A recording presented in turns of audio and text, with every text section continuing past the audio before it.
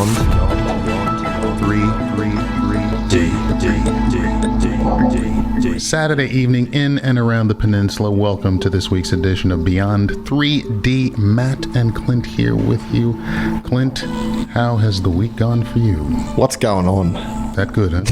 What's going on? Oh, my it's goodness.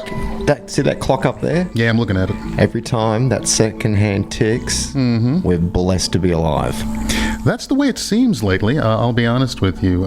Guys, we have made it through the first week of the Trump era worldwide, and as you now can see, it is affecting everyone worldwide. Amazing. Absolutely amazing. You go through it all, you look at what he's done, and you just go, what the? Him and his first order.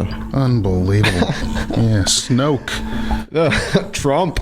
Unbelievable. Incredible, guys. But hopefully everybody's had a great week out there and you've gotten along with it here down. We had Australia Day here in Australia this week and everybody had a great break. The school holidays are coming to an end, so the kids are going back to school. So everybody in Australia is getting ready for that as well. But worldwide, we are dealing with a whole lot of turmoil, things going on all over the place.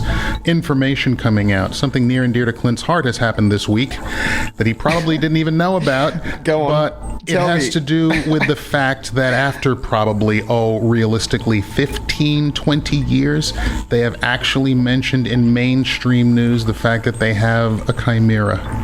Yes. I mentioned that to you. No, I didn't. No, I mentioned that to somebody else today. It wasn't you. There you go. Yes. They finally came out with it. People have known this for a while, especially in that travel in these circles. But yeah, to announce the first human-piggy hybrid. Now, for a lot of people out there, a chimera is a hybrid animal that is crossed with more than one strain of DNA. Yeah.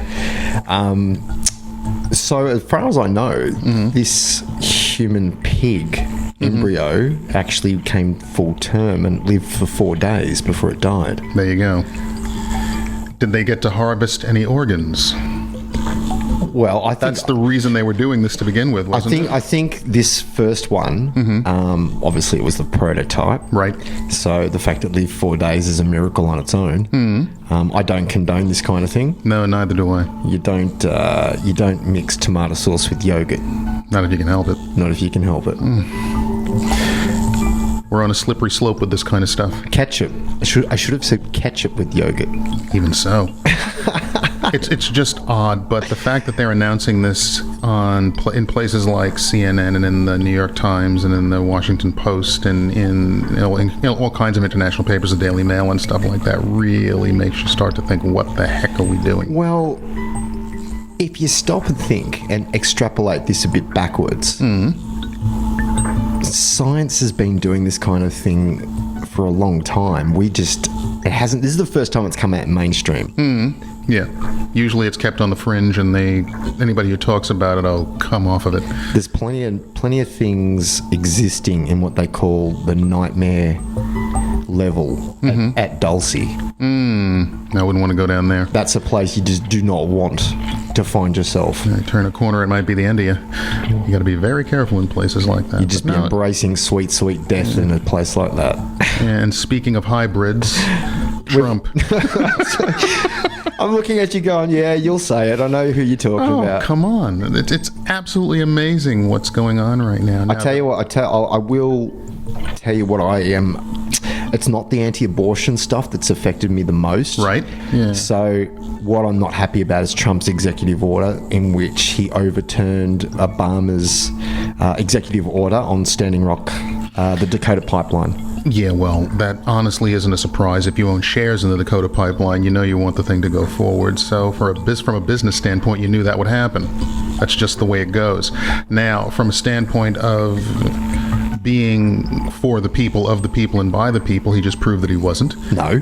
Once again, and I said this on Facebook, and I'll put the link up on the Facebook page. What I stated was, once again, the United States of America, through its government, has broken every single treaty going back to the mid-1800s with the native peoples of the North American continent. Not one treaty has been honored ever. They've always reneged in some way, shape, or form, and what they're doing here is the exact same thing. They will now go forward with this pipeline, which can poison the groundwater. There have been known to be leaks on a lot of these pipelines that absolutely wreck the environment, but they really don't care. It's the drinking water for the Dakota. Well, they don't care about that. It's The money. Dakota do. Well, the Dakota do, but the government does not, and people like Trump do not. Therefore, they care about what they can put in their pockets. That's all that matters. So, therefore, I am not surprised. Yes, it is shameful in my opinion, but I am by no means surprised at anything that's going on there. They put a moratorium on government hiring. They froze certain departments out. What that means is all of the veterans that he is supposed to help now can no longer get that help, because when a person's in the military, what they usually do after serving in the military is they come out and they can get a government position. But if you put a freeze on any kind of government positions, new government positions, where are these people going to go? They're not going to be able to get jobs. The VA hospitals aren't going to help. That's not going to help any. You get rid of the Affordable Care Act. That ruins more people. All he's basically done, he's put it this way, it's been a whirlwind.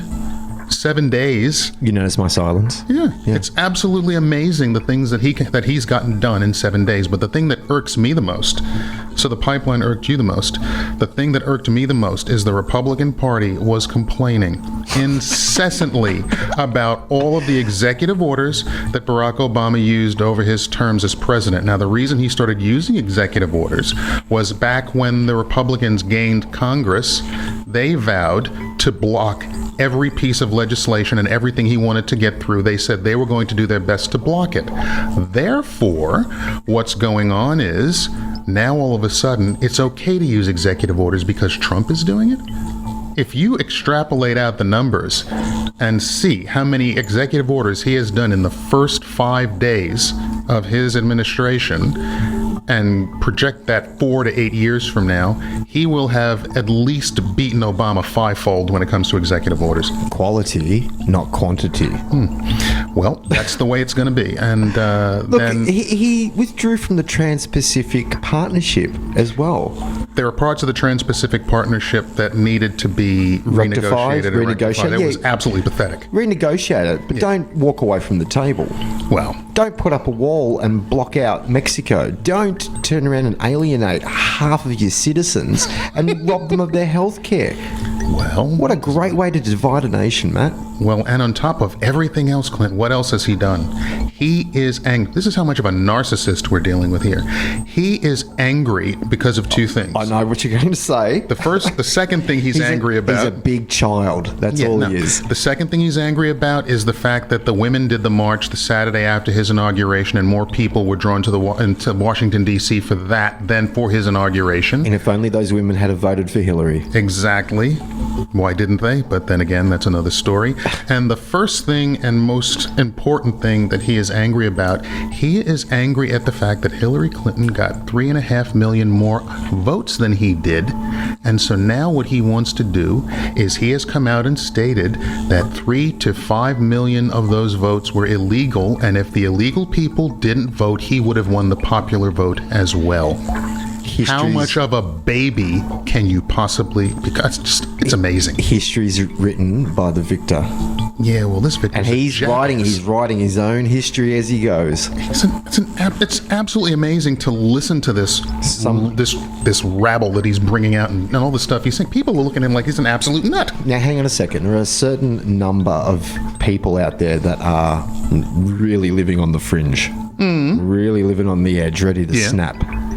It wouldn't take much, Matt, for him to keep really upsetting more and more people, alienating more and more of his citizens for one of those fringes just to go, you know what?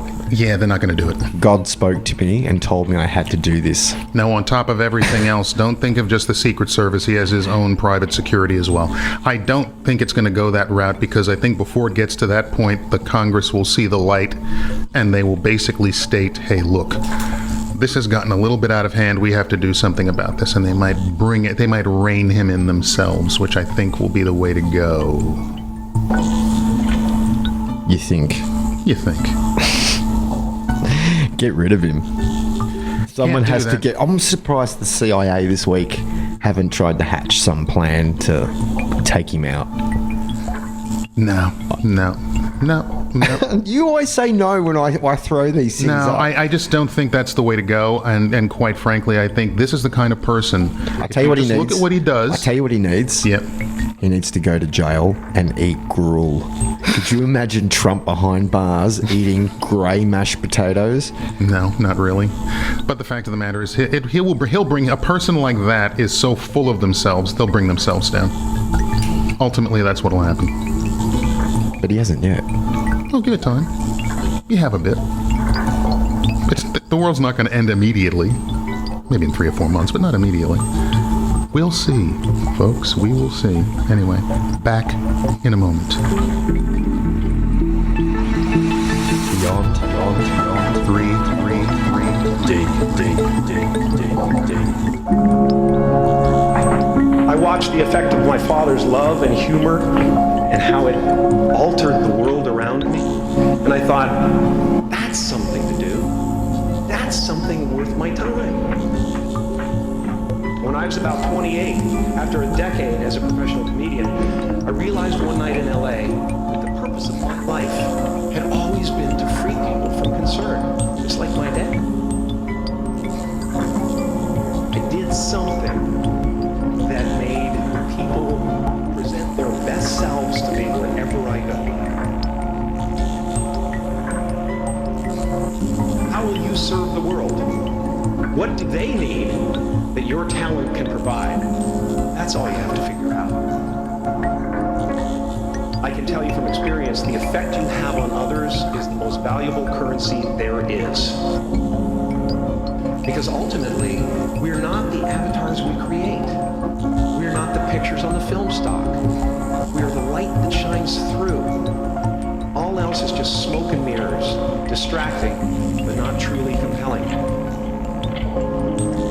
That peace that we're after lies somewhere beyond personality, beyond the perception of others, beyond invention and disguise, even beyond effort itself.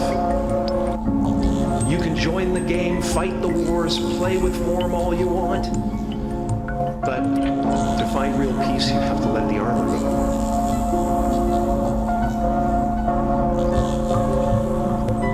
Your need for acceptance can make you invisible in this world. Don't let anything stand in the way of the light that shines through this form.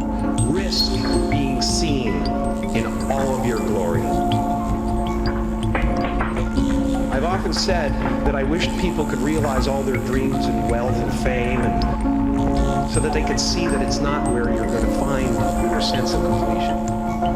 Like many of you, I was concerned about going out into the world and doing something bigger than myself, until someone smarter than myself made me realize that there is nothing bigger than myself. Our eyes are not viewers, they are also projectors that are running a second story over the picture that we see in front of us all the time.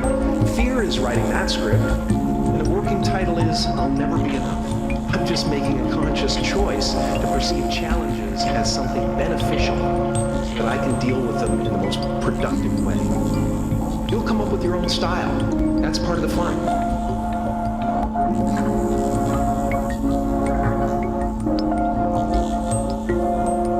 Life doesn't happen to you, it happens for you. You only ever have two choices, love or fear. Choose love, and don't ever let fear turn you against your playful heart. All that will be left of you is what was in your heart. My soul is not contained within the limits of my body. My body is contained within the limitlessness of my soul. You can fail when you don't want, so you might as well take a chance on doing what you love. Relax and dream up a good life.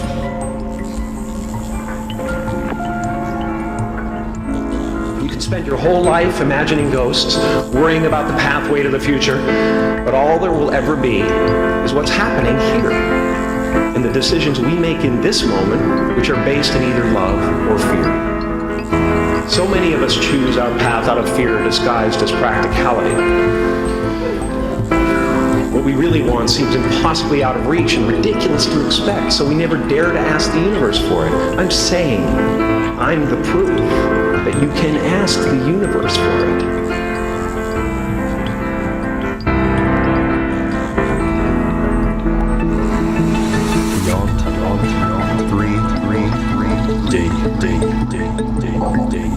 Welcome back this week, everyone, to another edition of Beyond 3D tonight on Saturday night, Matt. Indeed. You hungry? For information? Food. Food, yeah, always eat food. Information. Everybody's hungry for information. Yes, indeed. Well, let's see. This week, let's see what's going on Antarctic-wise real quickly.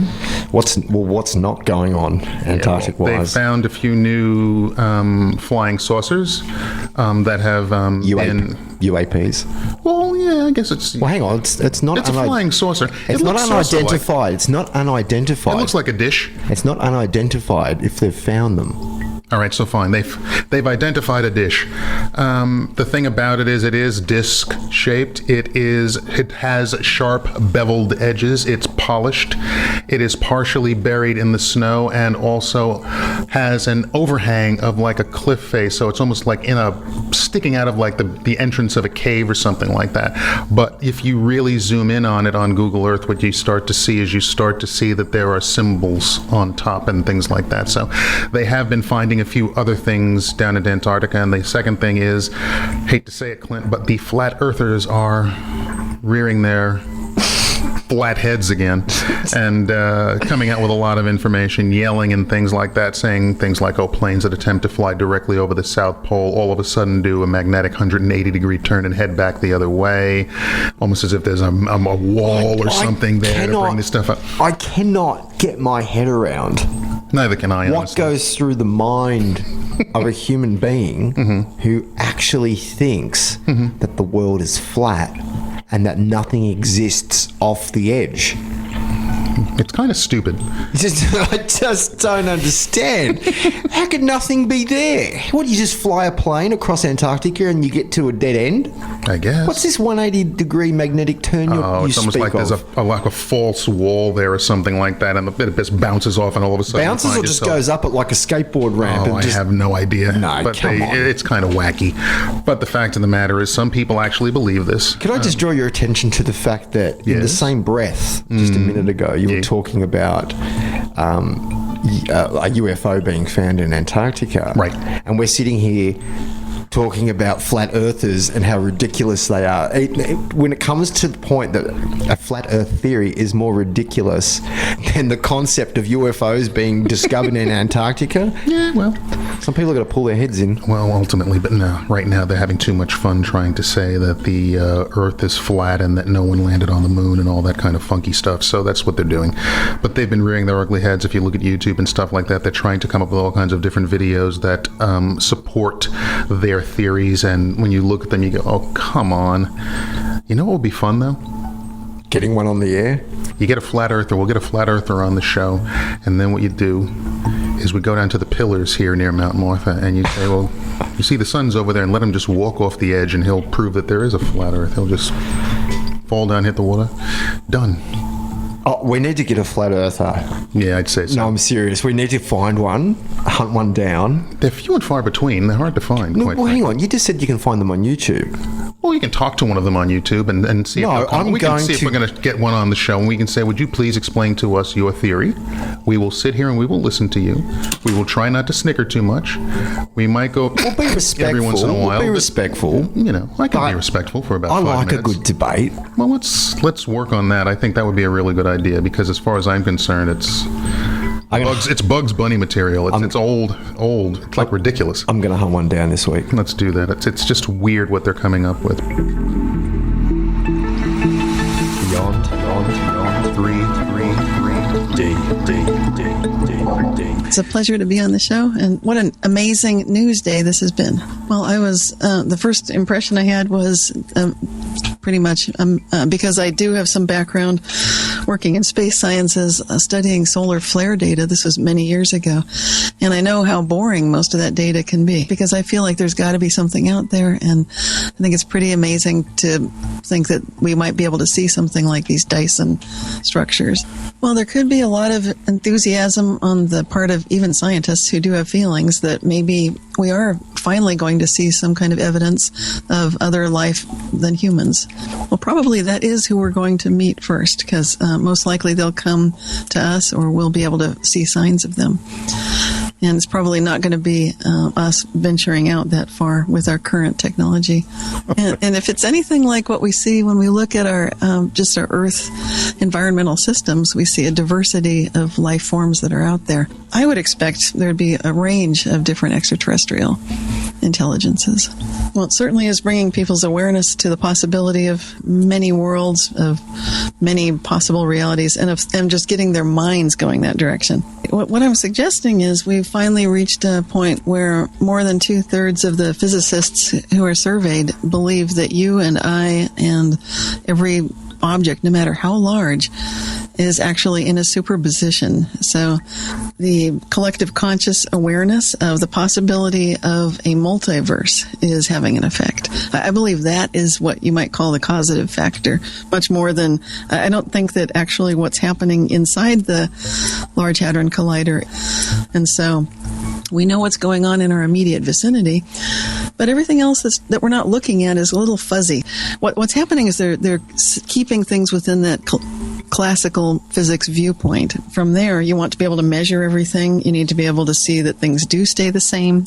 Can't have facts changing on you. You know, you've got to be able to observe a system, and after you've observed it, then you've taken the measurement, and only the observer, you know, can clearly see what happened, and they're certainly not affecting anything. But we're now finding out, thanks to this push to develop quantum computers, that observers definitely are affecting things, that there are entanglements between components of any system, a quantum system, and there is that superposition of states. And in the field of quantum biology, we're finding that this is actually mutating our DNA. You know, we're having quantum superposition of states within our DNA that's leading to jumps in the development of new features in our species. The idea with quantum entanglement is that you start by noticing that you've got a couple of particles that are in that relationship, and it's definitely a situation where they move in total synchronization, regardless of what could be a rather large distance separating the two of them, in such a way that when you do something to take a measurement with one of the entangled particles, its pair simultaneously exhibits the opposite property. So if one is spin up, then the other one is spin down. And this is exactly what Albert Einstein was calling spooky action at a distance. This is one of those, it really requires that you start thinking in a quantum way. And when we look around our world, what I mean by that is we tend to assume that the only thing that matters is what we can measure. And nature is giving us a Zen koan. Nature is handing us, when we look at this sort of a thing, when we look at superposition, when we look at entanglement, we're being given an opportunity to get into that meditative state and recognize, what if this is the real reality? Instead of saying, oh, wow, that's weird, that can't be real, coming at it from the other state of mind and saying, well, it's the sound of one hand clapping. This is exactly the technology that we'll be utilizing with these new quantum computers that NASA has just now, and Google, they've signed up for, just kind of like that smartphones deal, where every time the new smartphone comes out, they get the new one, the new D-Wave computer, every time the new one rolls off the assembly line. And that's millions of dollars of computing technology. So obviously, something is going on. We've got these superpositions of states, and so what you're thinking of is one branch communicating with another. And this would be exactly the kind of things that we're talking about tonight. And this gets into artificial intelligence. I would say, as soon as you start talking about being in the Matrix, that is the first thing that comes up, because what you're really talking about is the possible absence of free will and the fact that maybe everything is preordained. But I would hope that we don't ever live in that kind of a nightmarish situation. It's a possible explanation, yes. And Max Tegmark and people like that have definitely put it out there. But then when you look at your own life and you ask yourself, does that feel? And here we get into the idea of consciousness, and what is that, which is the so-called hard problem, because we really don't know what it is that makes each of us aware of who we are and how we uniquely feel about things. And this is very interesting. Well, one of my favorite questions to ask people is for them to describe how good they think something can get. So imagination is definitely a characteristic of our individual personalities. You know, where a person feels passionate about something, what troubles them. And so that would be an interesting way to see if you get anything that actually sounds informative. What's happening with a lot of these people that are trying to pass these kind of AI tests is they're, designing to the tests. So they would hear something like this and say, aha, now we'll make it very clever so they can't tell that, our AI system is actually, going to be ready for that question. Because remember, we just said that we don't even know what consciousness is. So that means we don't know what I am, and we don't know what self-awareness is. We're actually just on I know it sounds crazy, but we're just at the point right now of differentiating between what we pay attention to and what general background awareness is. It gets into the field of quantum cognition also. Well, fortunately, thanks to that entanglement concept we mentioned earlier, this is actually a saving kind of grace, because thanks to entanglement and coherence, which are two aspects of quantum physics, and that is another aspect of quantum logic. And so what's going on, a lot of the things I'm talking about tonight have to do with this revolution that's occurring, that we're actually in the quantum age right now, thanks to the fact that the technology of the quantum computers are here. So it's just like the new age of fire has arrived. You definitely have logic gates that go backward and forward through time. So there is some kind of like a handshake between a past event and a future event. Definitely, absolutely part of the way that these logic gates function. And we don't tend to think much. We think we've got logic. We think we know what we're talking about when we say that's not logical. But we're really only thinking in terms of classical computing logic, that Boolean symbolic logic. Well, essentially, it's pretty much the subject we're talking about tonight, that we can experience instantaneous transformation. And it's not so much a magical thing. It's basically pointing out that you can work with a very natural method that's already going on in your life. It's just that most people are not aware of it. They don't know what's going on. But unbeknownst to most people, things are being studied at some of our great universities right now, such as Harvard, where they're looking at embodied cognition. But there are lots of research laboratories around the world, from Chicago to Singapore. And yes, so, and the explanation, what's going on, once again, it's the same thing that I was telling you Dr. Yasunori Nomura at UC Berkeley has explained to me, that we basically can expect to see these occasional sorts of behaviors and phenomena, the quantum physics that we would witness, things like tunneling that you expect to see, where, for example, an electron can go through a barrier. It's not that different. It's just a different size scale, when occasionally, now it's not happening all the time. You're not routinely seeing cars go through 18-wheelers, but as above, so below, that we've got this idea of quantum physics is the primary logic in the universe. So a lot of people assume that quantum is something you can sweep under the rug, kind of like you sweep dust under the rug. And so that tunneling and that weird entanglement and the superposition of states, that's happening down where we don't have to see it, and the computers are going to take care of it because we don't want to deal with it. It's too scary. It gets back to, what does it mean if there's a superposition of states? And what we're finding through quantum biology and wonderful work of researchers that are taking a look at the way photosynthesis works and so forth is this whole idea of quantum physics, and all the so-called weirdness of it is happening at pretty much every scale. It's happening with DNA. It's happening with photosynthesis. I know those are small things, but then you go to the large scale. You're looking at the universe. You're looking at star clusters, and absolutely, scientists are definitely in agreement that we should expect to see, as above, so below. Idea of quantum superposition of states should hold for every single level of reality. Beyond 3D. I want you all to imagine, if you want to know what CERN is doing, I want you to imagine you come into a world and you find architecture all over the place, buildings and homes and houses, and you think they're beautiful and they're really a big discovery. You find out with the houses, you can house people. You can do many things with a house, with a structure. All of a sudden, after many years, you become curious and you say, what's holding all this together? And you begin to find not nails that you can take out, but glue that has bonded itself to the materials. And you become interested in that glue that's holding the structure together. And so you're fascinated by this glue, and you've tried everything to replicate it. You can't, because it's hardened. Glue is hardened. You come to the realization the only way to find out how this glue is working is to break it down to its basic particles. And you have to have that glue in its former state, not the state after it's already hardened.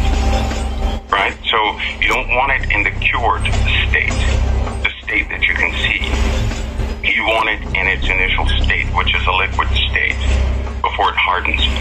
And so CERN, basically, is a device that will allow them to examine particles in their initial state, not after everything is bonded together.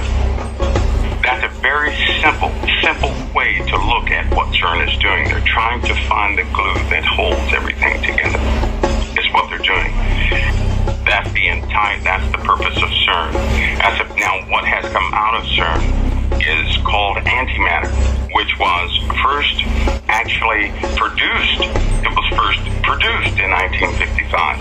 And CERN is a very old organization, but it was produced in 1955, and they found positrons, which are anti-electrons.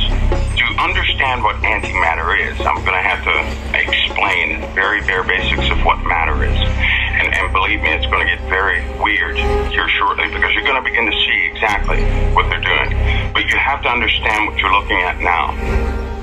The matter and antimatter are in fact opposites. Now, the matter that we have in front of us, if you take a piece of wood, nothing happens. It's just a piece of wood. But if you set that wood on fire, you have caused a reaction. And then it's in a dangerous potential state. It's active. If you have a battery outside of your cell phone, it does nothing. You put the battery inside the cell phone, the electrons begin to flow. The electrons will flow from one place to another. Essentially, that's what electronics are, the control of electrons. They control the direction, the speed of electrons, which create tiny pulses. They flow or don't flow, flow or don't flow. Those are called gates. Those gates form computers. And with a computer, we can do fascinating things. This is why they did, in fact, take Nikola Tesla's findings, because he discovered some things with electrons and protons that were very fascinating. Electricity within itself is a visual observation of electrons and protons in their active state, non-controlled state. Antimatter is the opposite of the matter that we can control. Antimatter cannot be controlled. In fact, when they first produced antimatter, they had to have a facility to contain it, because unlike the wood, where you have to have a reaction to cause it to burn, antimatter, you have to have a containment to cause it not to burn. That's the only way they can store it, with massive facilities to store it. Let me give you an example. In a nuclear bomb, it takes timing, which takes electronics, and the explosions have to be just right to cause a reaction. That's a nuclear bomb, like the Hiroshima bomb, which takes pounds of nuclear material to cause it to react, and it has to be very precise. Well, let's go the opposite. Let's say we had antimatter, correct? If we had 1 gram of antimatter, that would equal about 42 or 40, let's just say 45 kilotons of TNT, which is about 4 Hiroshima bombs. And it's already inherently unstable. It's unstable. The only way to harness antimatter is to contain it. And it takes very large and expensive facilities to contain just 1 gram of antimatter. Some have failed, some have not. If those containment devices fail, they cause megaquakes. That's what happens when they fail. Now, we're talking small, tiny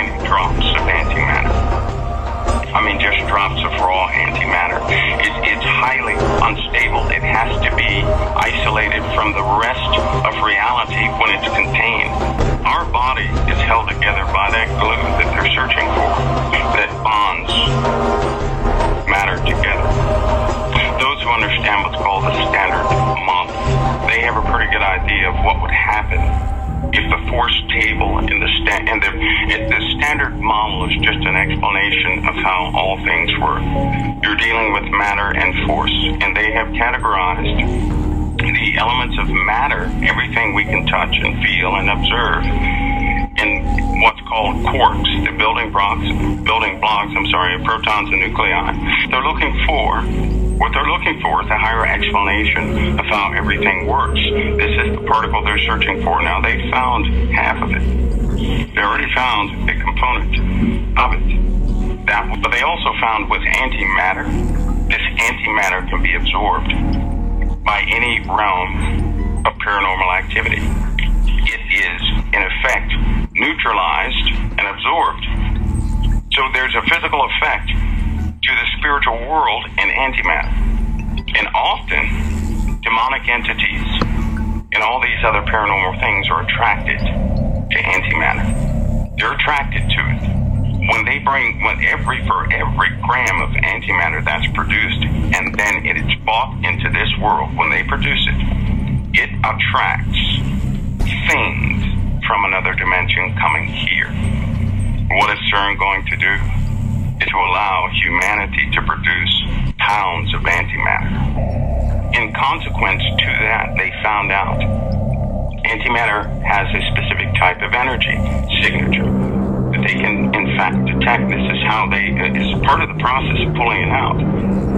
Now, with the general basis of what CERN is doing, that's the basic idea of what they're doing, and that's exactly what they're doing with particles.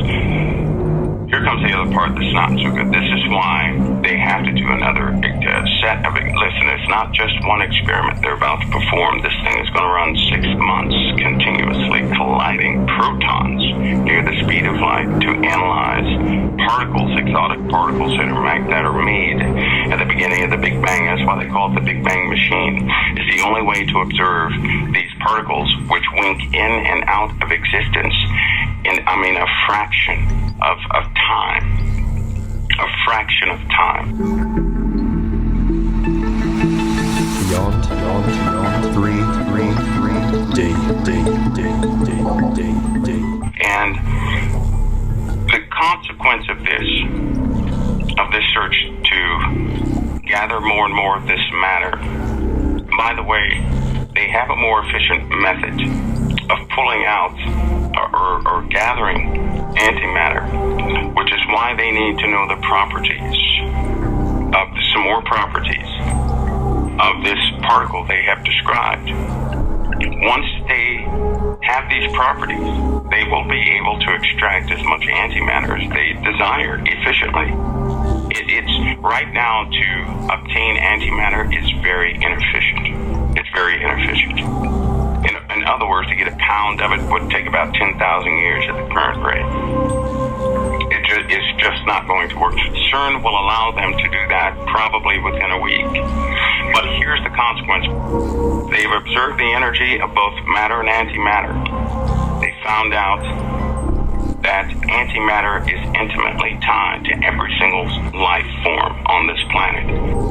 They found out that energy signature is the same energy signature in all life on this planet. All life, none excluded. Found out when any life form is in the presence of antimatter, the energy of the life form changes. The energy changes. I'll put this in basic terms. A person has both dark and light already in them. It's part of their makeup. It's what you can't live in a material world without antimatter. Nothing would exist. And so a person has both good energy, which would be this realm of matter, but they also have energy of antimatter. So they're connected. A person is connected to both realms at the same time on the energy level, and they don't even know it. They don't know it. And they have found, with all the experiments they have found out why paranormal activity energy exists. They know exactly what it is. They don't want to tell anybody. This is why they perpetuate foolishness on television. But every single person, every single life form is connected to that realm, that other realm, into this realm of reality all the time. Now, a person's thoughts, how a person feels, and doctors know about this too, how a person feels will determine which energy they draw from. You can draw from this realm, good realm, and you have positive results. That's called faith. That's why doctors believe in it. That's why they give out placebos. They know that if a person believes something is helping them, they have it within themselves to repair. They can command their bodies to be repaired simply based on belief. And people think they work. And people have recovered from cancer. People have recovered from back injuries. Quadriplegics have been repaired simply by their own faith. This other realm, because that energy is contained in another dimension, so to speak. That's the containment wall. But when a person draws that energy in, it is the opposite of this realm. In this realm, again, we have to light a piece of wood with a flame to catch it on fire. In that realm, it's already on fire. You have to contain it to see the wood because it's engulfed in flames. It's the opposite of this realm. When a person changes their emotional state, their energy changes, and they begin to draw their energy from this other dimension, this chaotic and violent and uncontainable place where they draw dark matter from, intimately linked. And it's in operation all the time. Now, the scientists, they are aware of this. Now, here's the other part that's not so comforting. On the spring equinox, the forces change on the Earth, and they know this. They know that forces do change, which will in fact allow them to have better results. And believe me, it's timed perfectly. It is timed perfectly. With the basic introduction of what CERN is doing and what it is, and the dark matter and matter itself, now we get into the heart of the matter, of what's actually, there will be consequences. It's just that there have been consequences before. Nobody took notice, and the energy signature of dark matter, which, by the way, resides everywhere. But once you bring it into this realm, where we can actually see it and observe it, it attracts things from the other realm. Dark matter is tied to dark matter. Everything has a connection. Everything has a connection. That connection can never be broken by anything. If they bring dark matter into this realm, it's still connected to that realm where the dark matter came from. No matter how far away they put it anywhere, it's still connected. Because that realm is everywhere and it's still connected. Because it's connected, it effectively increases paranormal activity around where it's contained. And this is why they shift facilities of where they once kept dark matter in a college. I won't name it for the sake of the college, but the university, they had to move it to a deep underground facility because of what was happening to the people in the college. People began to have vivid dreams, nightmares. The violence began to erupt, and vile things began to happen in those places. And it's because it's a chaotic piece of matter. It is just chaotic. And it's very difficult to contain something that is so powerfully chaotic. This is what an explosion is, by the way. When an atom bomb explodes, it releases chaos. Chaos in the form of chemicals, reactions, and everything is out of order. An explosion is the absence of order. That's what an explosion is. When you contain something, you're giving it order. So it's controlled. Here's the worst part. Understanding that dark matter is always connected to its source, which is that realm where the dark matter came from, the realm that's all around us.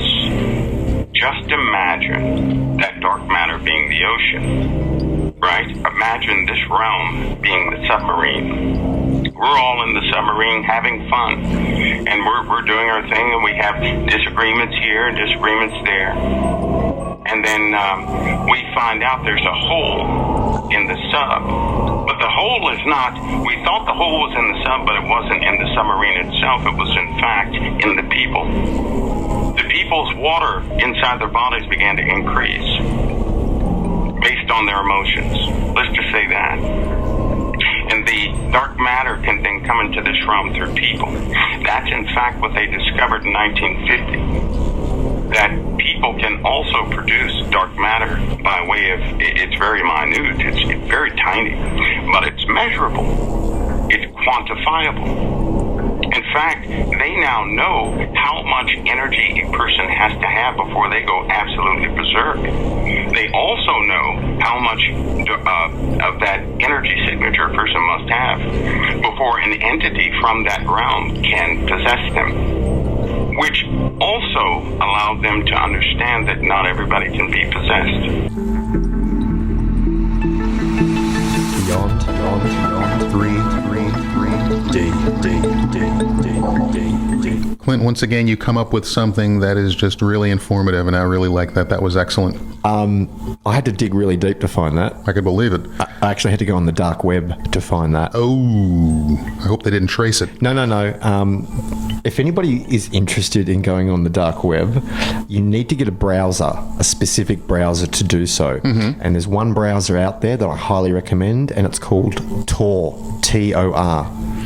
Google Tor. It works the same as Internet Explorer or Safari. It's exactly the same, and it'll keep you safe online. Oh, boy. I hear the words dark web, and I'm like, oh. Well, I like to find the good stuff. You don't find the good stuff here. I can understand that, and there's certain things you have no choice. If you really want to know what's going on, you gotta dig. Sometimes you just don't know where that rabbit hole will go. Oh, that's why we're here. Exactly. Okay. Beyond 3 D. Well, many of us think UFOs are the stuff of fantasy, but an Australian man claims they are closer to reality than we think. Peter Maxwell Slattery says he's spotted them many times near his Albury home in New South Wales, and now he claims to have the proof.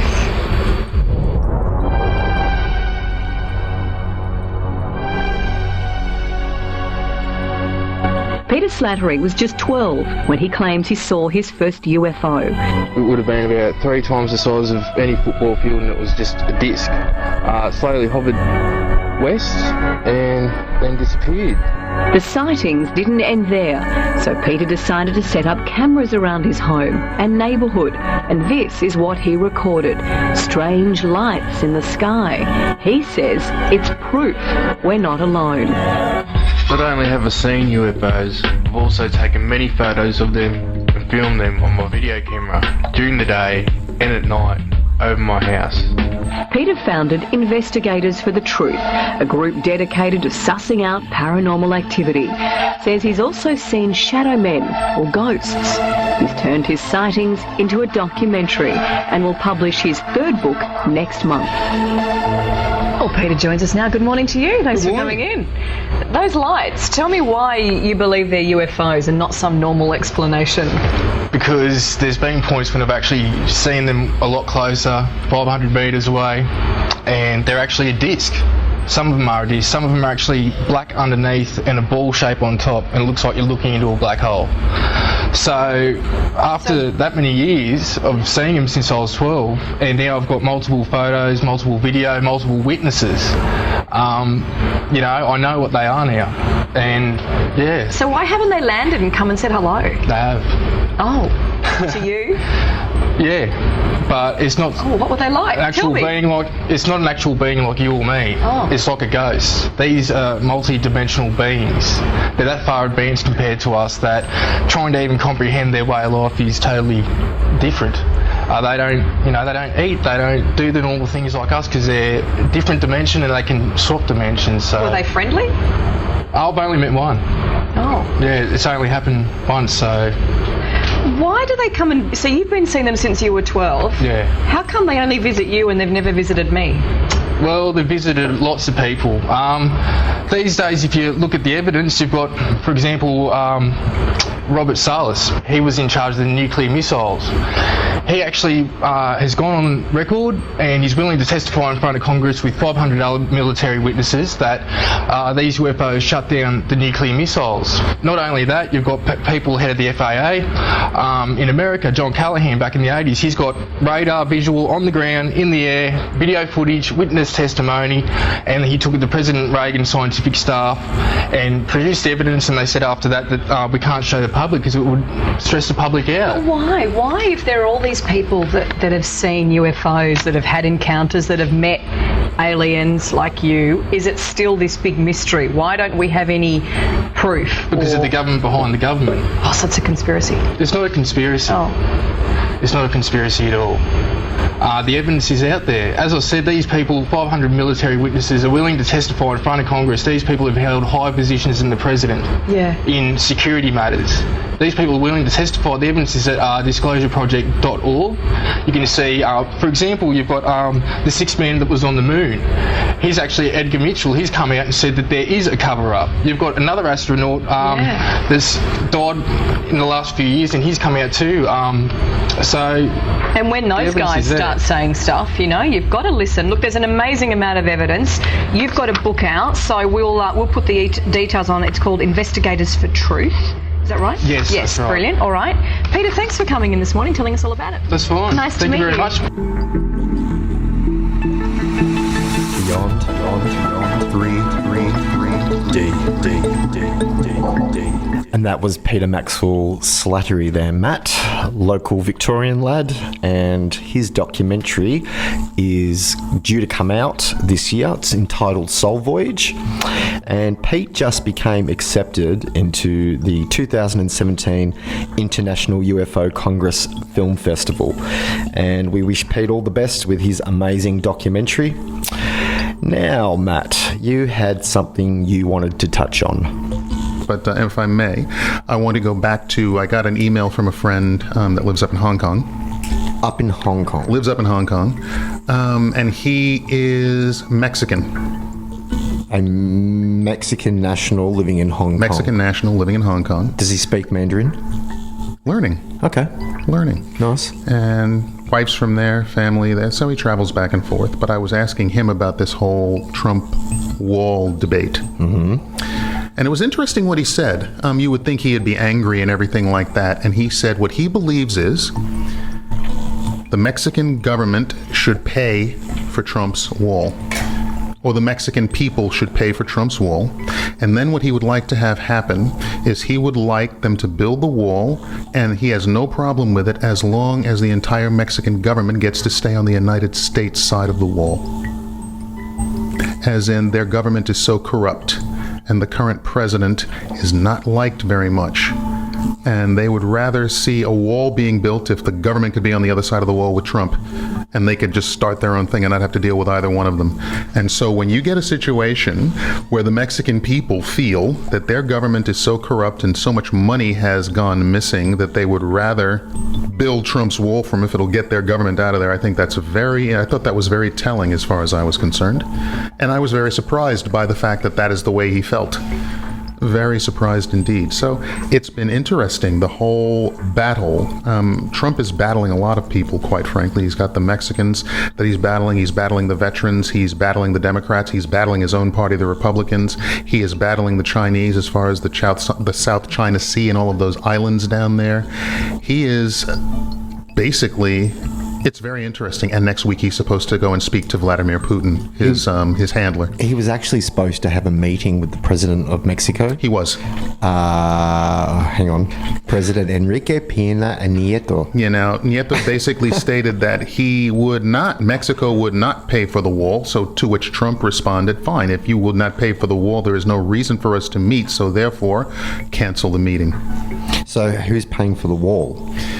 The United States government is going to pay for the wall, and then allegedly they are going to put a 20% tax on Mexico's imports, and that would work out at about $10 billion a year. And being that the wall costs $12 billion, if they put the import tax on now, by the time the wall is finished, they will have more than paid for the wall. the Mexicans. They're pretty much stuffed. Basically. Yep. Yeah. And the thing that I'm noticing now that's really scary is a lot of people in the United States are liking the fact that he's actually doing this, or at least some of the, let's say, the right-wing media really pushing it. We don't live there. No, we don't. You used to. I used to. But we don't live there. So in this day and age, it's pretty hard to make an assumption on what the opinion is of the populace in regards to... I can tell you what the opinion is of the populace, and the opinion of the populace is that this is the stupidest idea they have ever seen. Mate, it's the opinion of the world. Yeah, all right, but the opinion of the right-wing media is, oh, this is the best thing since sliced bread. And the thing, I think the reason most people have stopped watching a lot of the so-called, I hate using the term, but it is what it is, mainstream media, is because it's all propaganda. Dinosaur Media. It's propaganda, and depending on which channel or station you listen to, they're on the Democratic side or the Republican side, they are on Trump's side or not, and they love his policies or not. And if you get to talkback radio, what they will find are people, and they screen their calls, they will find people who agree with that position, and they will put them on the air, and they will put 4 or 5 of them in a row, and all of a sudden you get a picture that this is really something the people want, even though it's not. So it has been a busy week stateside. As far as here in the land of Australia, or Oz, as we should say, a lot of interesting things going on as well insofar as government, or lack thereof in our case. You don't hear very much from our government these days. I think they're busy trying to keep their powder dry and keep their heads down based upon what's going on in the U.S. and Europe right now, and in China, and in North Korea, and in Japan, and in New Zealand, and all those other places. There's a lot going on, so they're trying to keep their head down and see what happens, see how it all works itself out in the next 3 to 6 months. It's interesting. I think while America is scrambling over the fallouts of what Trump's doing, I think they're actually turning a blind eye as Fukushima radiation creeps across to California. And it's in absolute peril at the moment. Guess what happened? Speaking of California, guess how much snow they got up at Tahoe? It's go on. Take a guess. I'd say record. But you have to take a guess. How much? 20 feet. You're close. Go on. 24 feet. Thank you. So 8 meters of snow they got. I just pulled that number out of the air. Unheard of. 24 feet. Unbelievable. Then they had the floods. A lot of stuff is going on. It's called CERN. Yeah. It's called HARP. There's been a lot of that too. There have been a lot of people now talking about the fact, looking at the Ring of Fire again and what's going on, and the fact that they're expecting that large earthquake to hit now. There's been a lot of things. Seriously, if anyone's going to have anything to worry about, we should all be worried about Yellowstone. Well, if that goes, that's forget an the planet. extinction. That's a planet extinction eruption. That's exactly what it would be. So you have to be very careful of that as well. A lot of people don't understand is when that volcano erupts, is that the plume of ash will blanket out the sun right around the planet. Yeah. For decades. Absolutely. Well, we will see what happens with all of that. Not much we can do about it. I don't want to be all doom and gloom, but there's bigger things to worry about than Mexican walls. Right.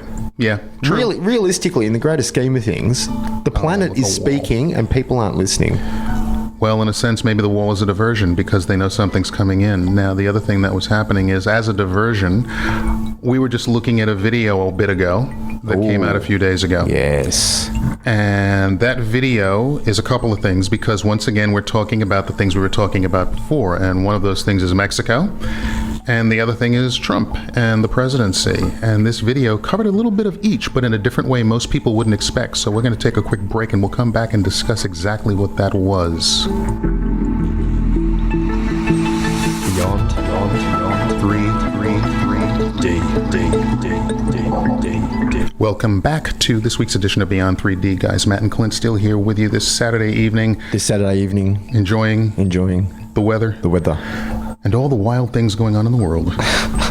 Now, we were talking a little bit before about a video that came out, and I'd like to thank Tyler from Secure Team 10 once again because he puts out some really good information, especially in the last 6 months to a year.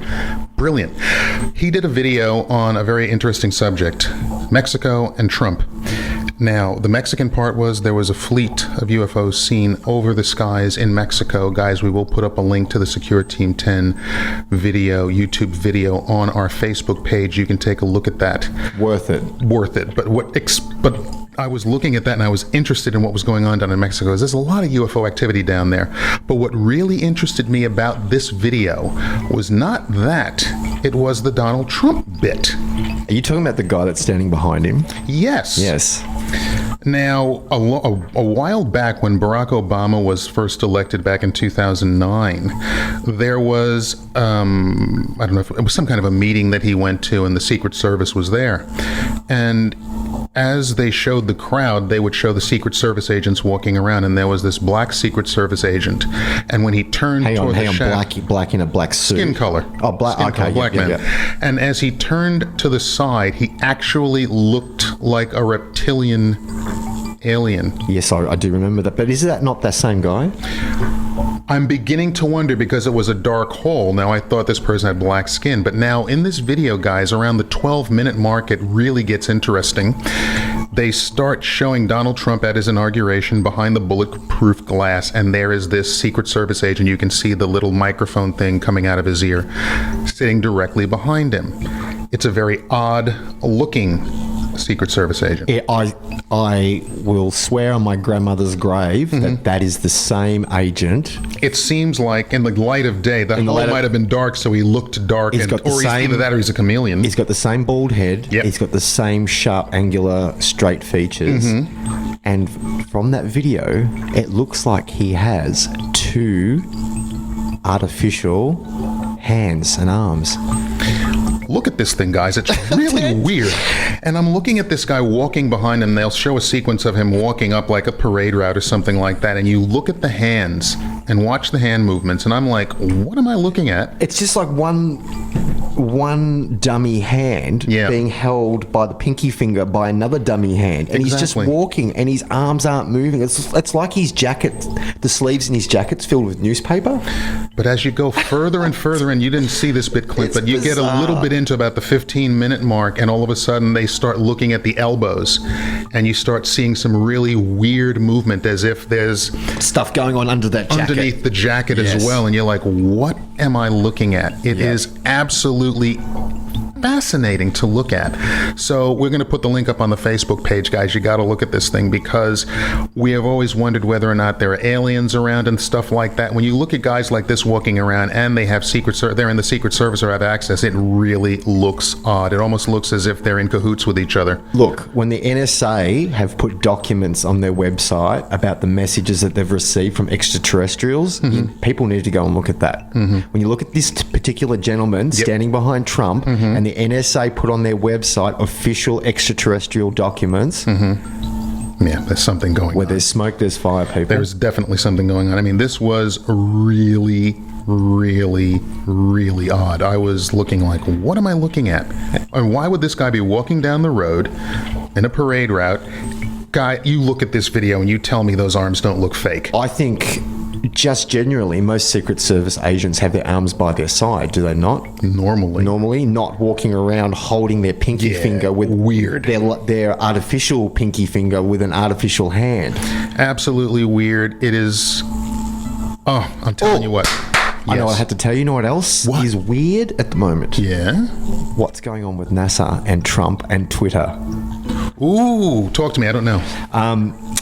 NASA, well, this week Trump came out and he said government departments are not allowed to talk to the public anymore and give information about what it is that they're doing. Okay, yeah. So NASA set up a rogue Twitter account so that they could still talk to the public. And I think that is brilliant. Oh, very good. So they've joined in, what's the other one that did? The National Park Service. Yes, that's the Alt-Nat Park Service. Yeah, so it's very interesting. Why? So the NASA one is rogue NASA. Oh, very good. Well, NASA's rogue anyway. They just don't want to tell anybody anything. All the goodies they found out there, they want to keep it to themselves. And that's a damn shame. I want to know everything. Who doesn't? Morons. And that's all we have time for, Matt. That's a shame. Guys, That's it for this week. You guys take really good care of yourselves. A lot of work to do. Get out there and do it. Do me a favor, guys. Watch. You're going to say, watch the skies, get outside, have a look. Take a look around at what's going on. I saw plenty up there last weekend. I can believe it. Plenty going on. If anybody wants to know, down in the southern hemisphere, satellites move west to east. Okay, UAPs will go anywhere. Generally, though, they go north-south down here. But don't mistake a satellite with a UAP. Satellites peg it very quickly in a straight line across the west-east sky. You can tell it's a satellite. It is straight. It is like an arrow. It does not deviate in any way, shape, or form. But look. Whoa, time to go. Look. It's that time, guys. You have a really great week. Clint and I will catch you again next week for another edition of Beyond 3D. D. And D. Good night, Matt. Take care. Good night, Clint. Bye. That is why you fail. Just because you haven't experienced it doesn't mean it doesn't exist.